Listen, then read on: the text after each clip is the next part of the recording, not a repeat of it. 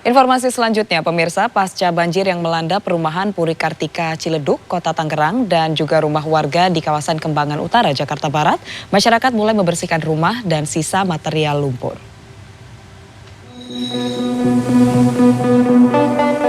Sejumlah warga di perumahan Puri Kartika Ciledug, Kota Tangerang, mulai membersihkan rumah pasca terdampak banjir Minggu siang.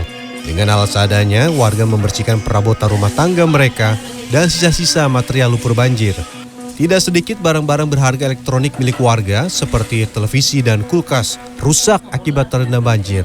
Menurut warga, selain faktor hujan, banjir di lokasi ini diperparah jebolnya tanggul Kali Angke di sekitar permukiman. Saat ini warga butuh bantuan air bersih dari pemerintah Kota Tangerang karena mesin pompa air rusak.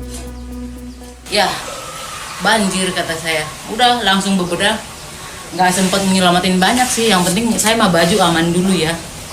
Saya ke atasin semua. Kalau ini pernah masuk ular kan ke rumah kan. Nah, daripada ngendarin yang kayak gitu-gitu ya udahlah. Saya di lantai 2. Nah, udah jam 4 subuh tuh lampu dimatikan. Air di dalam udah sudah ada. Kalau di luar sih udah kayaknya sih kalau kita berdiri begini udah nggak ini yang nyampe. Sementara itu sejak Minggu pagi sejumlah warga di Jalan Kiai Haji Hashim, Pondok Cabe, Kembangan Utara, Jakarta Barat sudah mulai membersihkan rumah dan barang-barang berharganya yang sempat terendam banjir dari luapan Kali Angke. Akibat dari banjir ini sejumlah barang-barang perabotan rumah tangga milik warga banyak yang terendam air banjir hingga berlumpur. Akibat luapan Kali Angke ini ada 80 kepala keluarga yang terdampak banjir. Jam 1 malam sudah turun sekitar 30 cm. Nah, tadi subuh sudah jauh lebih baik ya. Dan ya ini dalam rangka bersih-bersih mulai dari jam 3 malam bahkan saya bersih-bersihnya. Karena apa? Kalau nggak ngikut itu kan sudah kering kan susah kita nempel debunya ya kan. Untuk kedepannya sih kalau bisa jangan sampai banjir lagi. Ketinggian genangan air sudah berlangsung surut. Warga berharap agar pemerintah segera memperbaiki pintu air Kali Angke dan segera membangun turap di bantaran Kali Angke agar tidak terjadi banjir kembali. Tim Liputan CNN Indonesia.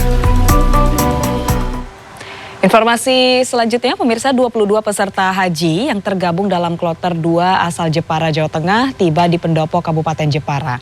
Seorang di antara mereka melakukan sujud syukur. Iya, dan sementara itu semua jemaah haji yang masuk ke asrama haji Sukolilo Surabaya harus menjalani screening untuk mengantisipasi klaster haji. Dan dalam screening ini 2 orang positif saat menjalani swab antigen.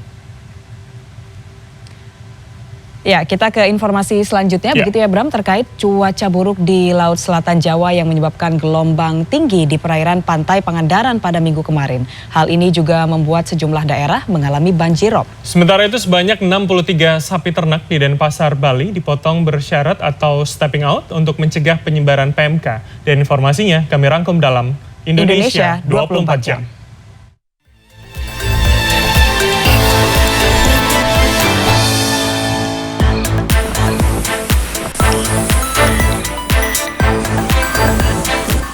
Cuaca buruk di Laut Selatan Jawa menyebabkan gelombang tinggi di perairan Pantai Pangandaran, Jawa Barat pada Minggu kemarin.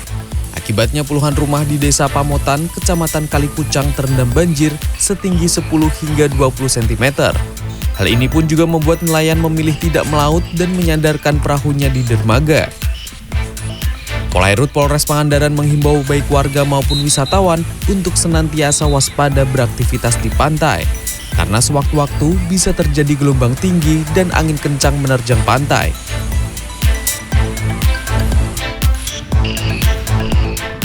Sebanyak 63 sapi ternak di wilayah Banjarmergaya, Pemecutan Kelot, Denpasar, Bali, dipotong bersyarat atau stamping out untuk mencegah penyebaran PMK serta mensterilkan wilayah yang menjadi lokasi pengembangan sapi Bali. Dalam pemotongan bersyarat ini, sejumlah organ sapi seperti bagian kepala, kaki, kulit, dan jeroan dimusnahkan dengan cara dibakar dan dikubur.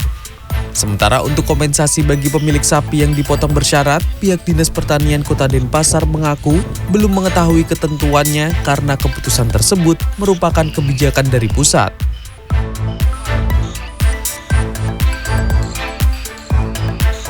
Pengurangan kuota BBM jenis Pertalite mulai terdampak di Kabupaten Pinrang, Sulawesi Selatan pada Minggu. Sejumlah SPBU kehabisan stok yang mengakibatkan warga terpaksa membeli Pertalite yang tersisa di penjual eceran. Menurut warga, kelangkaan BBM jenis Pertalite ini mulai dirasakan sejak seminggu terakhir. Warga berharap Pertamina tidak mengurangi jatah Pertalite sehingga tidak mengalami kelangkaan. Tim Liputan CNN Indonesia.